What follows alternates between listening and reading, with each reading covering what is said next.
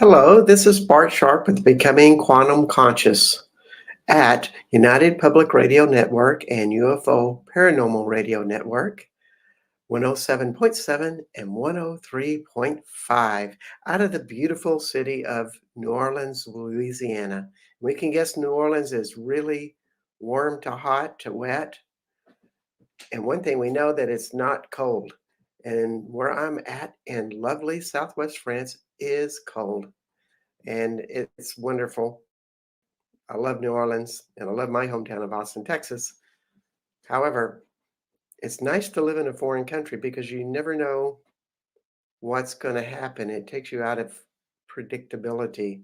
And so here I am in lovely France, in a totally different environment. And there's something really wonderful about new environments because they always shake you up. They always make you think different and have different expectations. And the best way to live and thrive in such a situation is always listen to the change possible. And that's a lot about today's topic in making magic in relationships is always making change as a possibility. You never know what's going to happen, and you cannot always take your own references of how you've done things in the past and have them work in a new situation. And that's something about magic in relationships is can you do that and to get out of your own predictability of how you relate to other people? It's really good to do that if you wish to grow into something much greater. And I just finished a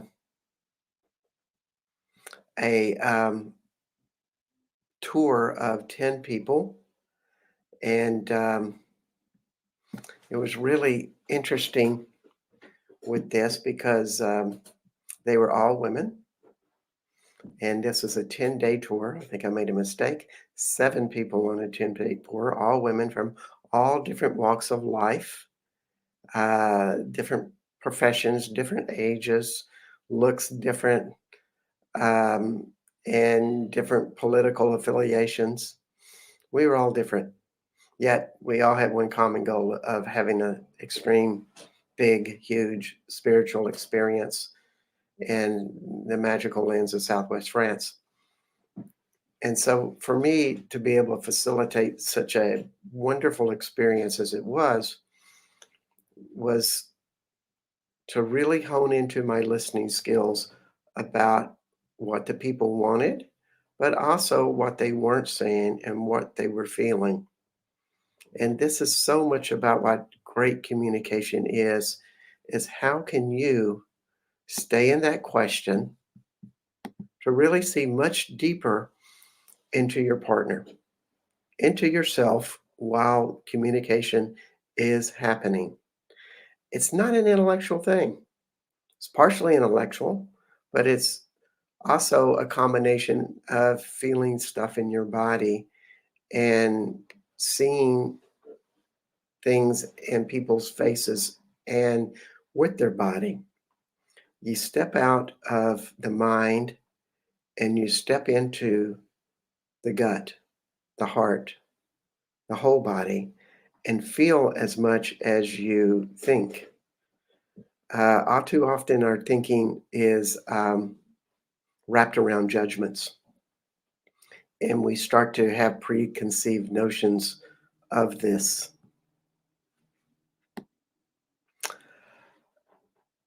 So, this is an interesting way to look at it is how can you listen better and be better with a relationship. And today we're going to be using some of the tools in Access Consciousness. Access releases thoughts, beliefs, and emotions on a cellular, energetic level. And it's quite wonderful because we can, as we do uh, concepts or explore concepts, clearings may show up or that can move the energy of how we see relationships and how we communicate in relationships. And I'm going to be using them spontaneously. I don't know how I'm going to use clearance today because I just have a kind of a page of concepts that I'm going to talk about, and it's going to be a very spontaneous show.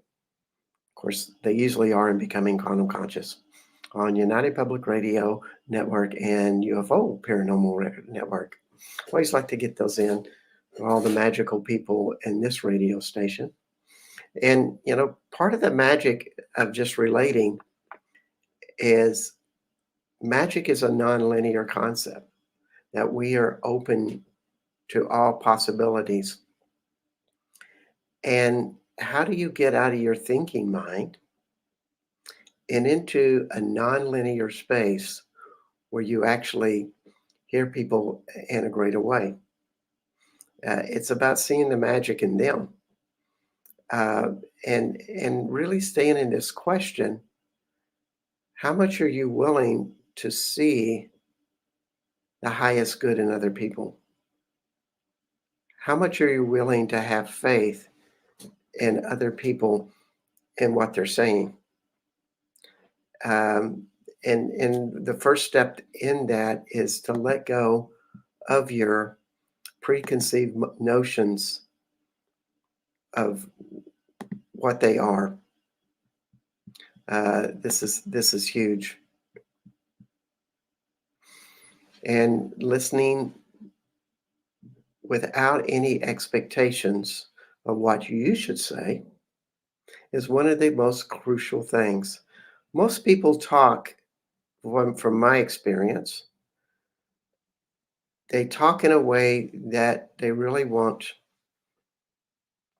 their, have their message heard. They are listening to talk. In other words, they are less interested in hearing what the other person says and more interesting in the point of view of how can I get my message across to this other person. So real misinformation, uh, because it's less of a conversation. It's more of a place where we're trying to get that message of what we want to do. And it's kind of like a seduction. We're hoping to win people over with our ideas. And that might be great if you're doing a presentation or you're even doing a radio show. You're kind of on your own and you're conveying something to other people. But for magic in relationships and magic in communication, the first step and the most complete step is how you listen. And what goes on with that, that is so crucial, is not judging. Judging defines what we think and see and be. We define stuff. As soon as we look at somebody and maybe as we're listening, we make a judgment like, oh, I don't like their shirt. Ooh, that hair is really funky. They're too skinny. They're too small. Why did they say that? When we had those types of thoughts, we separate ourselves from them and we separate ourselves from ourselves, which is the most important concept. And when we separate ourselves from ourselves, we are usually locking ourselves into our mind, our ego, and our mental thoughts. And we go into a game of thinking to have a conversation, or how can I outthink the other person? How can I impress them, seduce them, win them over, get my point across so I'm heard? And that becomes the priority as soon as we start to go in our heads. And judging is what springboards us into going into our heads instead of having This is so important, a communion with the other person, where we're actually listening at the greatest level we can possibly listen to with this person. And it's a real art to do that. And the first step is not to judge. Whatever they say, can we just hear it and give it no resistance? Even if it's something like, well, I was like abused by my father when I was a child, whatever that abuse is. Let's not get into the nitty gritty of an example.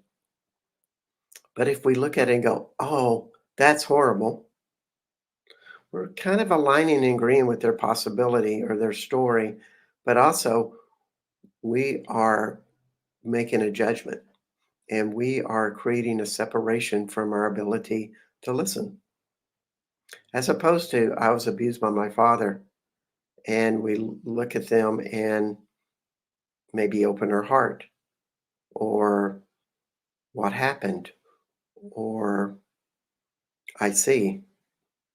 Um, we work into the place of keeping it open, not defining it. Even as something like, well, what was that like? Um, and we give that person a space of non-definition.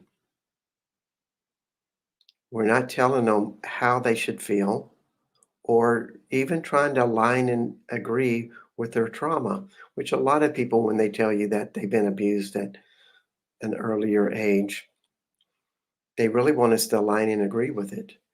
And then we kind of jump in the same boat with them and we step into the same part of trauma. And we do not get the gift of making something bigger happen. We're both in the same limiting boat together when we say, oh, that was horrible. You must be, having a terrible life because of that happened. Um, but what if we could just step it up a little bit higher in vibration and take a concept from our master teacher, Buddha, of having detachment with compassion? We do not have to get in the boat with them, like align and agree with, or tell them, well, you were dumb because you allowed abuse to happen to you. Or, and that would be resisting, reacting, taking a polarity to it. Or we try to figure it out for them and tell them, well, you shouldn't have been there in the first place. We try to fix it for them. And a lot of people, that's what they don't want. They don't want to be fixed. They just want to have somebody hear them and to hear into the message that they're trying to give. So, one of the most important part about listening is to listen with your whole body and give it allowance. And the part about allowance is opening it up that they can say anything, and you will not have a negative or positive reaction. You will have a loving and caring reaction. You give them the space to say whatever they're going to say or want to say, um, and ask questions. Questions always open up the conversation of, well, what was that like? How did you cope with it? How is that affecting you today? Where is it taking you? What was the lesson you think you learned from that? And you give them permission to speak. So those are the external questions you can ask. But some of the internal questions are even more powerful. And when I talk about internal questions, I'm talking about the questions that you ask yourself while you listen to the person. And one of my favorites, because I do shamanistic work and listen to people's traumas and negative experiences of their past, I'm always asking this question: what pain are they in? It's a very powerful question. What pain are they in? And you listen to your body when you ask. Now, the beauty of asking an internal based question is you're asking the consciousness of your own body, your own heart, to be in participation of the conversation and the relationship, as opposed to being in a judgment or trying to figure it out or aligning and agreeing with the person, which keeps you in your head, your ego, your own defensiveness. You're basically trying to relate your own experiences and your own story to their story. You're not really totally being in their world when you do that. You basically have two separate stories kind of relating to each other. So let's do an access clearing on that. All the defensive systems you have, all the ego based mechanisms that you have that say, I have to compare my story to theirs whenever I talk. Would you be willing to let those mechanisms go? Right, wrong, good, bad, pod, all nine shorts, boys and beyonds. And to raise it to a higher place, when we ask the question like, what pain are they in? We listen to our body within. We're basically asking the intuitive self to come alive. And we may have voices show up from our body or visions or more of our psychic abilities that will be a part of our awareness. And for me, I just start getting visions or information seems to come up from my gut and it feels slow and relaxed. And I know that that's not my mind, it's my intuition. It's also slower, it's more relaxed. And my mind is always going super fast. I'm if I'm in my mind, I am generally in the same vibration as the person I'm listening to. I'm kind of, and that's what the judgments do. They take us and bond us together. As a friend of mine said, we feel comfortable when we meet people that express the same judgments, the same limitations as we have. Because we kind of like, well, they're like me. They have the same limitations, and therefore I feel safe. And the problem with that point of view is it doesn't give us much of an opportunity to grow out of that. I know it's comfortable to have people with the same political affiliation or make the same amount of money or have same life experiences. It feels comfortable.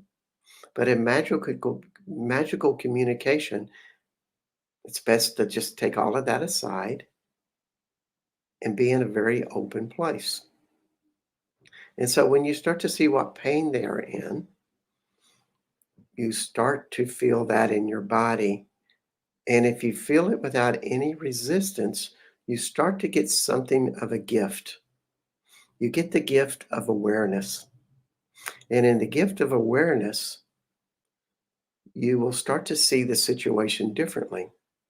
Something will pop up that gives you a unique perspective. And that's really a wonderful way to have that. You never know how that's going to show up, but the wisdom will pop up. It's kind of like I was in a marriage where we fought a lot, and a lot of the a lot of the fights never made sense. And I always found myself in a very defensive position whenever she would start to complain about something or, you know, and a lot of times the complaint wasn't related to me.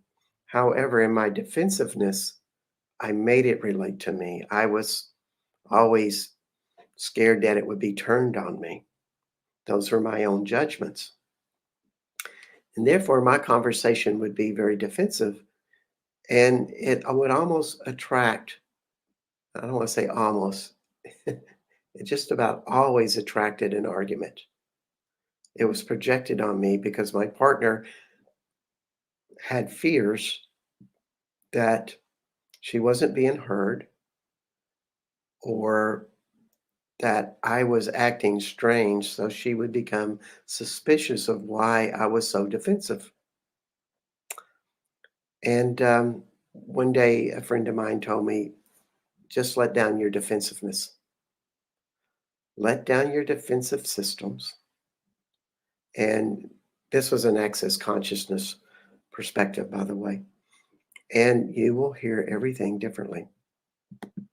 And I thought, wow, that's really cool. So I tried it. I just let down that kind of this wall. And it was like I was making it up, you know. And in that making, letting the wall down, my heart opened up. And I was actually hearing this person from my heart.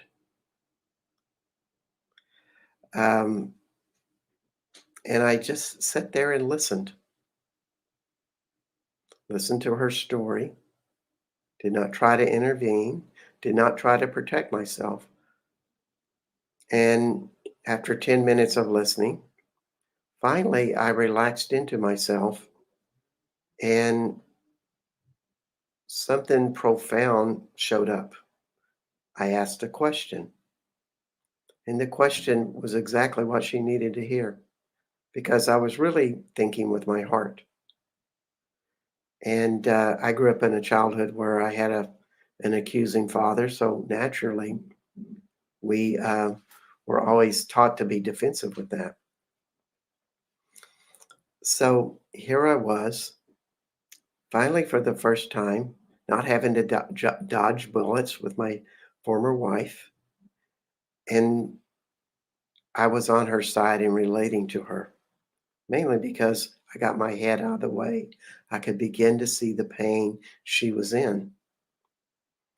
And after that, we had a lot less arguments, a lot less insanity because we got the ego, we got the judgments out of the way.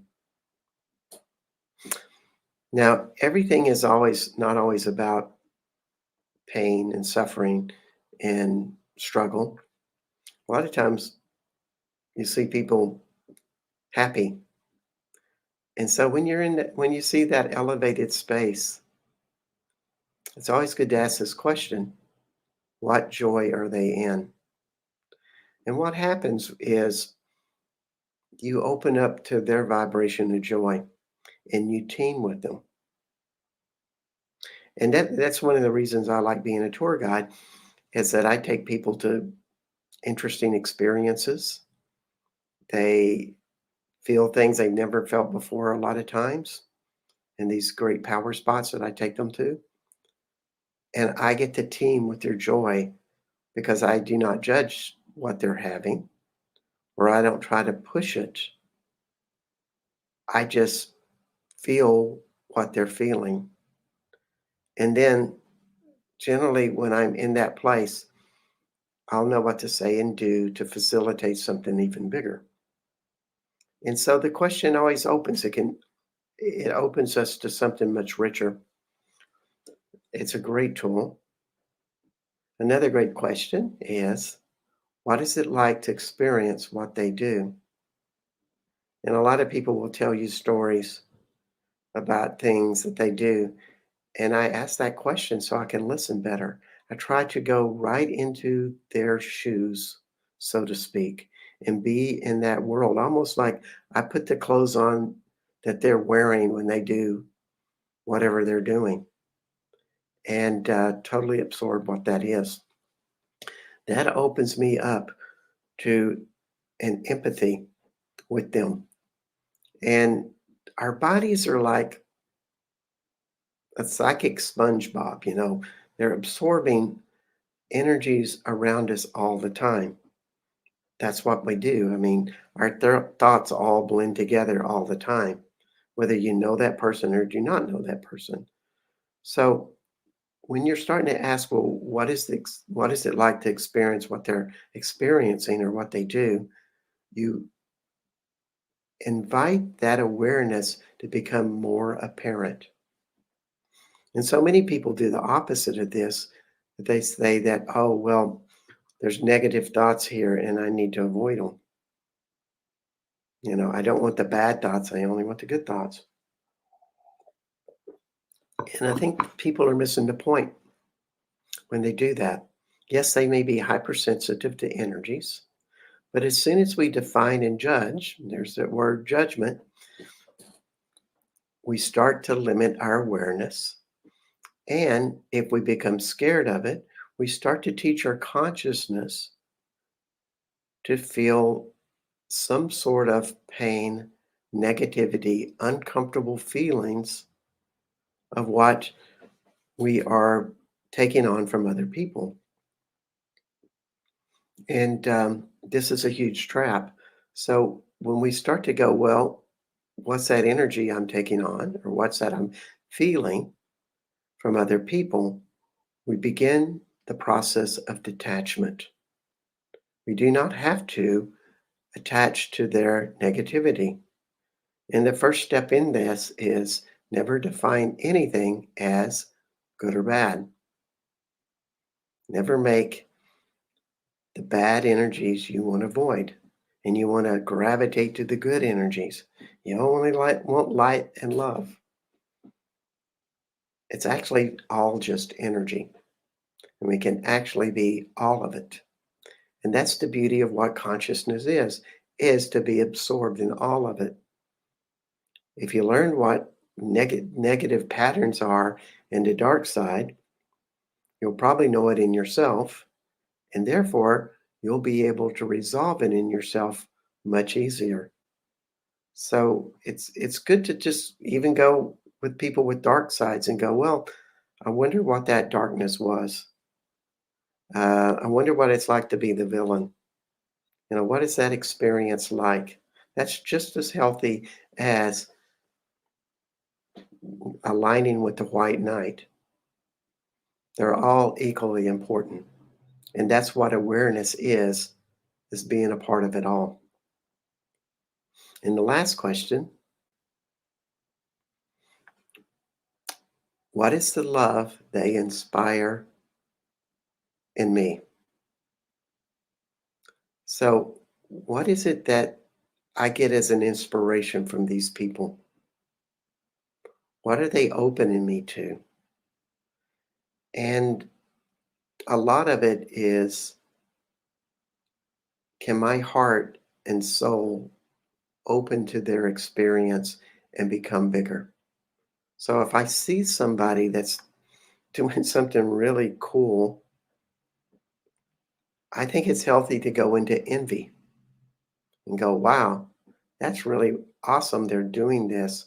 What would it take for me to go into that reality or to be that talent and ability or that energy or that awareness?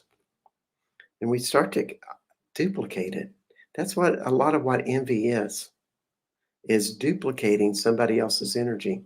It's almost like, if you wanted to be a football player and you idolized another football player that's, you know, a professional football player, for example, and we put the poster on the wall, and every time we looked at that poster, we go, I want to be like that guy. What's it going to take for me to have those muscles and me to run like that and those types of things. Our body starts to absorb that energy, and we start to train our body to be that vibration. So it's really good to find people that you look up to and to copy them and to envy them. The other side of that is to be jealous of them and have an energy of negativity towards them. Like, they don't deserve that. You know, how did they get so rich? How did they get so beautiful? They don't deserve that. They're not really that beautiful. All of those are judgments. Questions to be asking is like, what's it like to be in their shoes? What can I learn from that? And we start to get into the magic of being in other people's worlds in a way that gives us more awareness, more consciousness, more power, more possibility. We're just becoming more things. We can find hundreds of people that we admire and inspire to be, and we can take things from all of them and begin to bring them in. I really see talent and abilities are vibrations first. As we learn the vibrations, then the thoughts, the skills, um, the knowledge seem to follow. And even our body seems to follow that. So it's really good to have that. Um, I was living with a person recently, well, last year. They were a younger couple, and they were very healthy. And the male was very strong and vibrant. He just continually moved. Strong guy, and I just admired that body and go, wow. It's not like I wanted to go to bed with him or have this closeness in any physical way.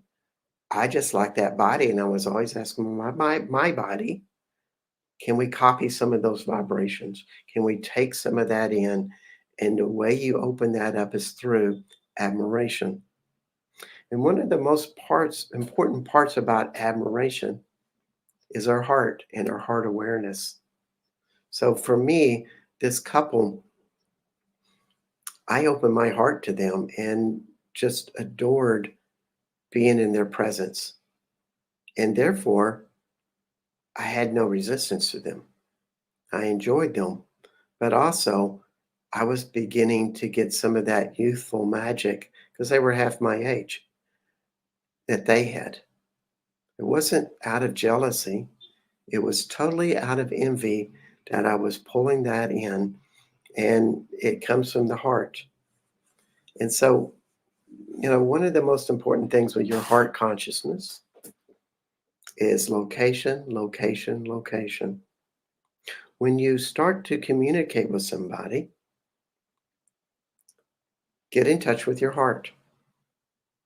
Stay away from your mind. There's a magical word called intention. And wherever you put your intention,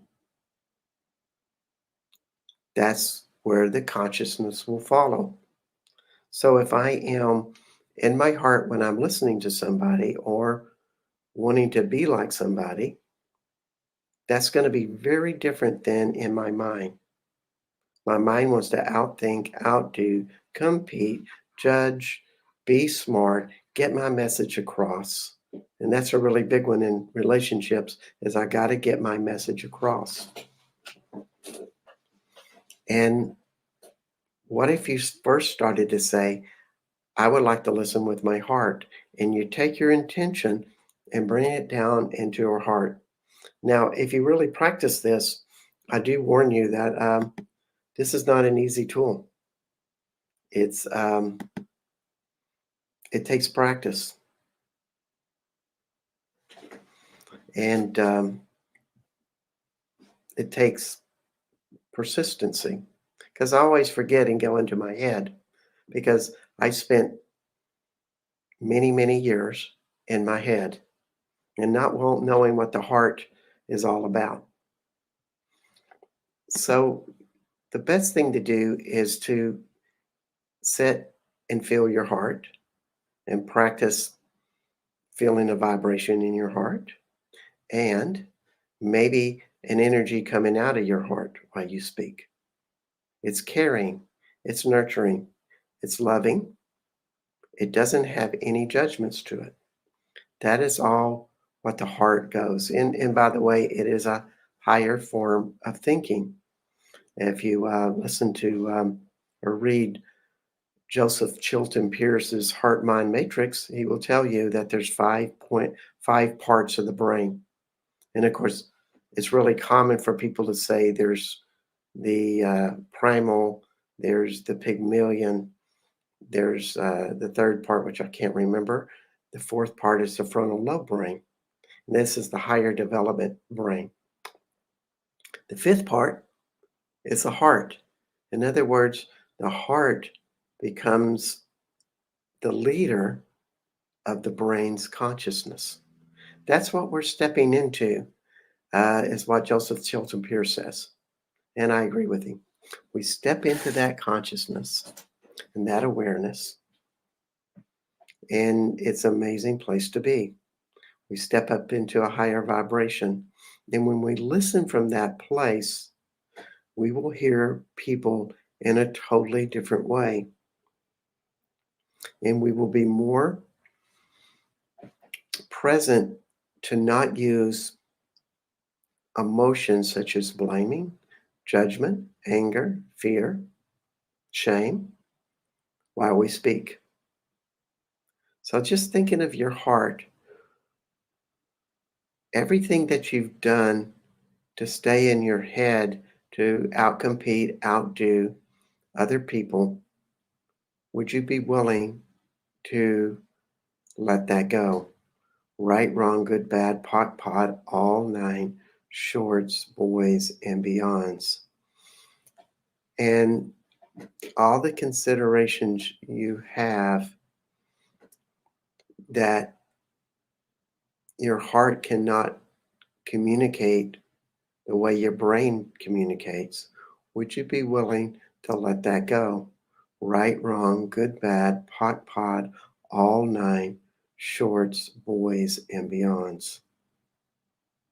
So this is a really interesting perspective to do, is to just stay in your heart, practice it alone. Even think of a light inside of your heart.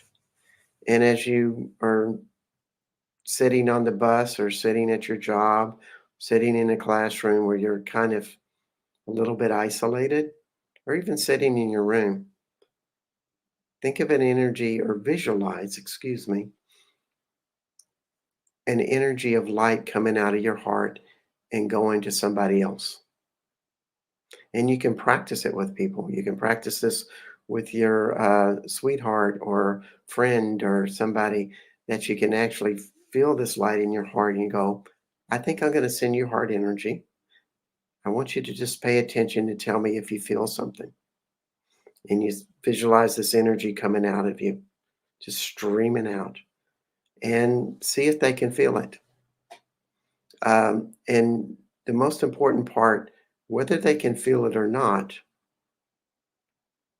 you have to account that it is happening. And with practice and working with people that can feel this stuff, you'll start to get your own light within your heart working. And the more you work it, the more powerful it comes. It's like a muscle. The more you practice, more powerful it is. And it's so true with the light within our hearts.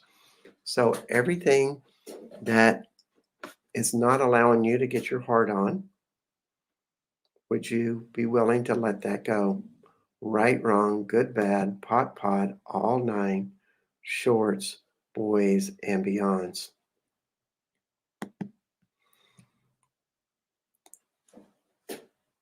Just feel your heart. You know, the heart is a place of non judgment, it's a place of total allowance, mainly because it teaches us to go into a higher perspective. And when we look at another person and we really wish to relate to them, when we think, when we feel with our heart and see with our heart and practice it, even if we've been married to them for 30 years, we will start to see them differently. The mind always wants to have a pattern. The whole thing about the neurology of our brain is it wants to make everything more efficient. Therefore, it really influences us to do the same things over and over again, to be repetitive, whether that be brushing our teeth the same way or driving the same route to our work every day. It just makes life easier when we have predictability. Our brain, and this is the most important concept, our brain uses less energy when that happens. So, in a way, predictability is good because it's more energy efficient. However, when you want to really relate to somebody in a magical way, you really want a different energy source, a greater energy source. And the thing about the heart is, it has unlimited energy. It is stepping into our most infinite source and possibility. That is the beauty of the heart consciousness. And so when we relate to somebody, more possibilities are available when we include the heart in that possibility. In fact, we're more energized. And in fact, when we send people energy from our heart, it activates more energy in us. And why is that so? Because we're starting to step into the possibility that we are infinite beings and we have infinite energy because the heart functions that way. It's the most powerful organ in our body. It has a totally different cellular structure. It just functions with more energy. Therefore, we don't have to be so limited in our efficiency. We can be open to more possibilities. And such of the key is keep asking questions. What would it take for our heart consciousness to be turned on fully? What would it take for me to see my spouse that I've married for 20 years or 30 years through my heart to see her or him differently? These are the type of questions you ask and start to listen to our heart and put our attention right in our heart. That's what makes it happen. So, the best thing I can say to you is practice. So, one of the other things that limits the magic in relating is the fear of being judged. And think about our worst fears of how we think other people will think of us. It's and one of the most powerful things you can do is not worry about what people think of you and not create any fears about it. But most of the time, when we start to say, well, I'm not going to wear that flamboyant costume for work, um, we start to shrink. We start to maybe buy that, well, I'm not that attractive, or I'm not that inventive or creative that I could wear something of that color. You know, the judgments that we have are incredible. So when you start to feel in your relationships yourself shrink in the relationship, you might want to ask, what am I afraid of them judging me as? What am I afraid that they will see me and ridicule me or reject me or walk away from me? Whatever that is. When we can start to see what we're really afraid of, then we start to not give it so much energy. In fact, one of the things you can do with fears is the most important thing is identify what you're afraid of. And second, allow it to be in your life. So often that we have these fears and we go, "Oh, I don't want that in my life," and we're pushing it away. You know, I got to keep people who are negative and aggressive out of my life. And so anybody that's like that, we may be pushing energy away from them because we're afraid that they might do something very similar to what happened to us as children, for example. And so we create that fear there, and we're using tons of energy to avoid people that are like our previous experiences. As opposed to what really gets us out of that cycle is think about what you're afraid of and get very clear about what you're afraid of and see what that fear feels like. Like, I used to have a fear that I'm very afraid of aggressive people who are like my father that are unpredictable with their anger. And I avoided those people. I made them bad and wrong. And therefore I couldn't see them really who they were. I was living in a premonition of what they could be. So when I can just start to say, well, I don't have to be afraid of my father anymore, who started that, and I don't have to be afraid of this other person. And I just announce that. And the fears that they're going to hurt me, which is kind of getting in the core because I was afraid my father would judge me, punish me, be unfair to me, and in essence, hurt me in some ways. Not so much physically, but all the emotional, stuff with that. And what happens when you start to really see what you're afraid of and you announce it, all of a sudden a wall starts to come down that, wow, I don't have to use all that energy to avoid this person or this type of person. But the key to it is just that, um, not being afraid. It's kind of like a great example would be because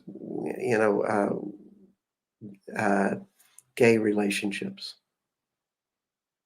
people having sex with other people of the same gender, and maybe people that are the same gender as you having sex with the same gender, male on male. That would be my example. So if I was very fearful of that and like thought that was disgusting, I would probably have some judgments and I would have some fears that uh, about that type of sexuality. Maybe I'd be afraid that I might be like that or had uncomfortable experiences with that. And I really had to define all of what that is. If I could just say, well, maybe I am afraid of gay sex because I might find it interesting and my father would condemn me. If I really see what that story is, then my whole body and my whole consciousness relaxes. And it's really funny in intimate relationships, we will attract those very same people that we have the most challenges with our parents. So, if, for example, if you had a very aggressive, controlling father, you might be attracted to a partner that is aggressive and controlling. And you're basically trying to work out your control issues with this other person because it wasn't possible to do so with your father. And this is how the unconscious mind works. This is how the ego works. And the payoff with this is if we get love from somebody that's like our father, we are getting resolution with the love we did not receive from that parent. Like having sex with them is very gratifying because we're getting a close intimacy that maybe we crave from that parent that was not available due to their aggressiveness and controlling. And this is a really important part of what relating is the question that you want to ask is, what is it in that other person that I'm afraid of? And can I identify that? And it's really good if you get an insight to somebody you're attracted to or with. You might write down the qualities that are aversive or attracting, and then compare it to both of your parents to see where the parallels are. Therefore, you can start to move that around and change it. It all can change when you start to see it differently and start to explore. And the most important part about this is not to judge that partner as being bad or wrong, like your parent, but just take responsibility for it. Go, wow, I chose my parents. I chose this relationship. And what is the lesson for me? Take the responsibility that you unconsciously pulled yourself in there so you could learn something. This is how you start to navigate out of these situations. So, these are all a really wonderful concepts to begin to explore and evaluate in your life. And when you can really understand how we create the futility of dysfunctional relationships by recreating traumas, and maybe we start to blame our partner the same way we wanted to blame our parents, that would be a circle of futility. In other words, it's going to be one that you're never going to get out of. But as soon as we start to see where the fears are, the things that were dysfunctional, the things that we weren't able to resolve because we were the child, and how we do it with another person, begin to break out of the circle. We begin to not spend so much valuable energy repeating the same problems. And that's a lot what the ego is all about, is setting us up into these relationships again and again and again until we learn them. It's all really fun stuff. Not really. It's lessons. And so we can break out of that. And what happens when we do break out of that? We start attracting a different life. We start to have more magic in our relationships because we're not repeating the same patterns that are dysfunctional again and again. In fact, we can have fun, we can build. And when we think about the highest form in relationship, it's really about inventing, going beyond what we've known before, going beyond a happiness and joy that we never experienced in our parental relationships or in other intimate relationships. We step up, and maybe we and the partner begin to take on projects that expand us, that are the next step in our emotional, spiritual, physical growth. That's really what it's all about in magical relationships. It's about what can you really create together. And when we start to break out of the judgment, listen to our partner, stay in our hearts, not be in our fears, but really understand our fears, we start to step into something that is amazing, that is more fun and more empowering. And I think that's what we all dream about in relationships is to really have something much more magical than we ever had before.